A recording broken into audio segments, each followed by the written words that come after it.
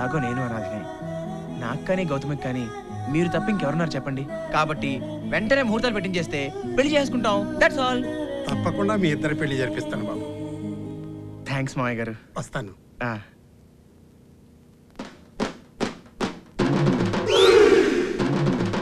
Gautami darling, 3వ వారంలోనే నా ఛాలెంజ్ తీరబోతోంది.